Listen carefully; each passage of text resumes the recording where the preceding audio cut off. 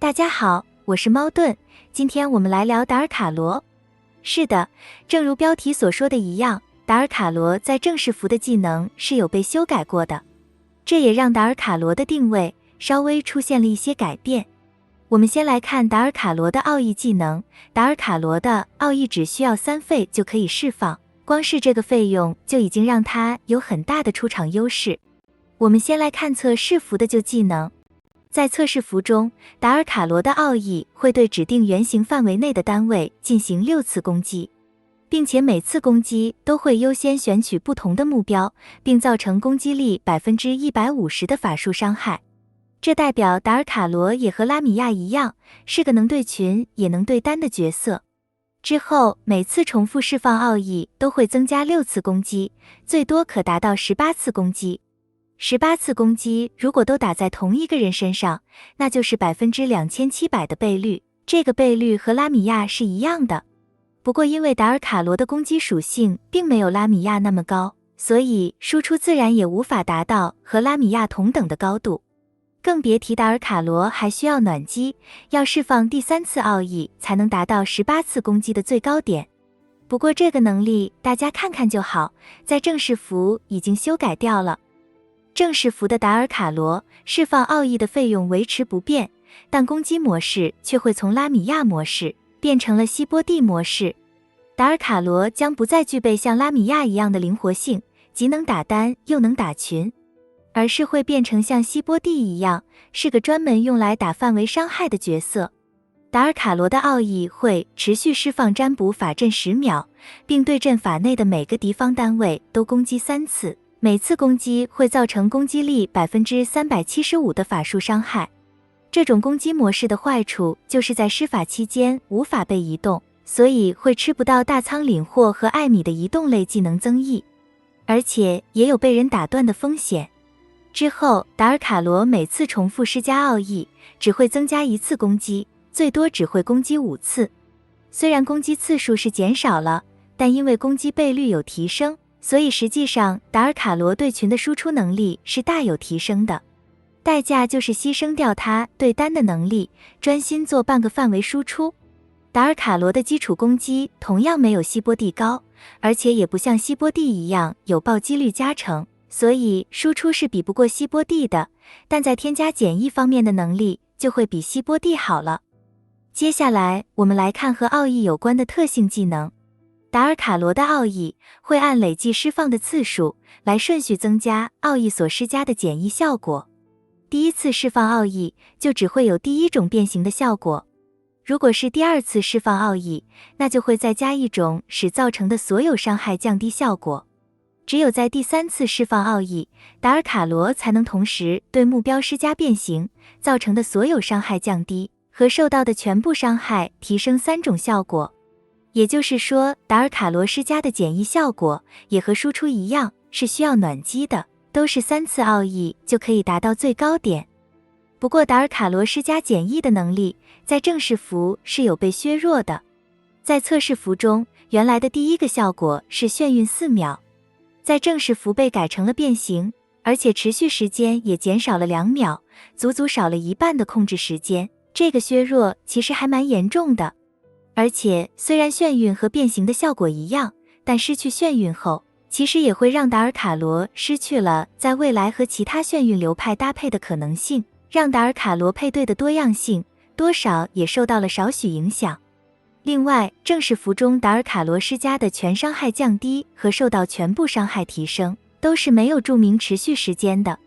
如果这些效果的持续时间就是占卜法阵那10秒的持续时间，那对比测试服的12秒也是被减少了2秒的。所以正式服的达尔卡罗是增强了他对范围的能力，而被减少了他对单的能力。不管是从输出的角度还是从施加减益的角度来看都是如此。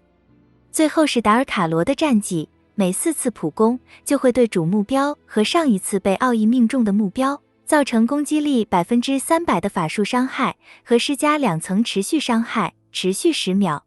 虽然达尔卡罗的战绩在正式服没有改动，但随着攻击模式的改变，战绩的能力其实也是变相的被加强了。因为正式符中的达尔卡罗可以直接对范围内的所有单位进行攻击，不会再被攻击次数限制能攻击的数量。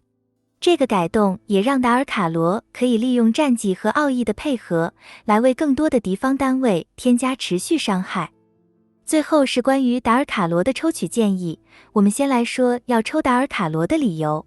第一是你缺少远程范围控制，如果你只有近程控制，比如归乡的艾米、西奥法纳和杰斯蒂这些，有时候那是不够用的。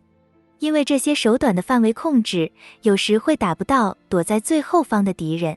虽然达尔卡罗的控制秒数被削弱了，但他始终还是游戏中数一数二的3费远程范围控制。银鱼血的远程范围控制本来就不多，所以达尔卡罗在游戏前期的地位还是无可取代的。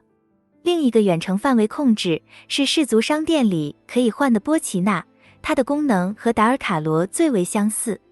但在短期内你也无法将它换出来，更何况商店内还有其他重要的资源可以换。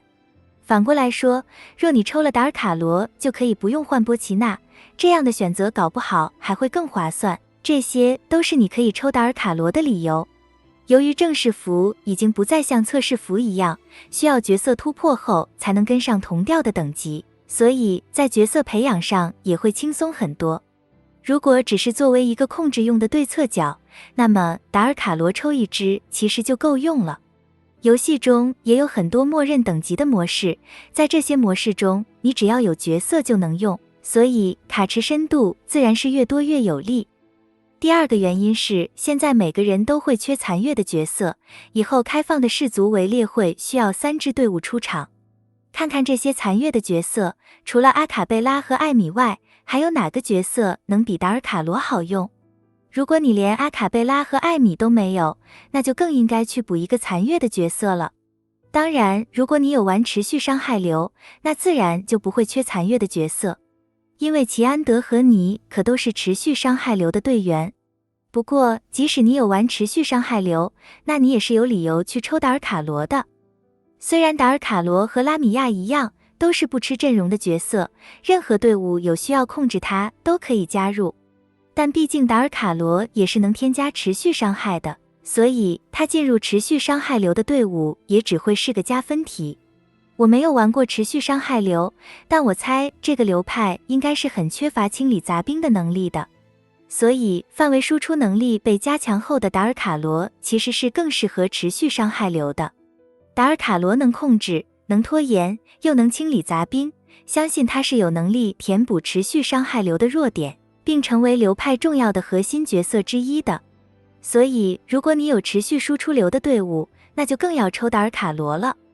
第三个原因是你缺乏远程范围攻击，比如归乡的诺亚、范海辛，或者你连一个中程的范围攻击，比如利米姆、希波蒂都没有，那你也可以抽一只达尔卡罗来用。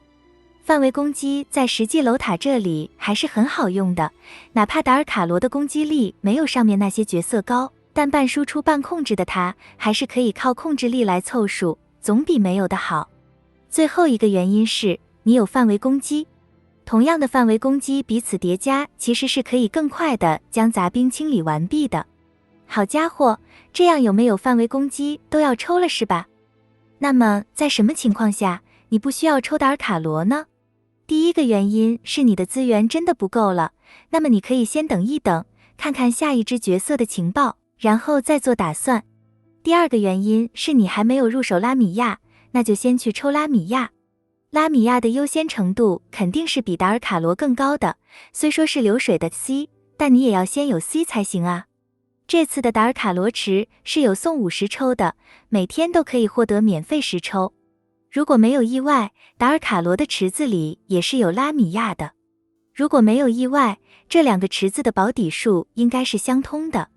如果你真的不想抽达尔卡罗，那就用官方送的免费抽来垫个20、30抽，然后再去抽拉米亚池也是可以的。第三个原因是你相信日后可以在普池里捞到它，那就不必抽。拉米亚也好，达尔卡罗也好，在现实池结束后都是会加入普池的。如果不着急，就在普池里慢慢捞吧。好了，今天的视频就分享到这里，感谢大家的收看，我们下期再见。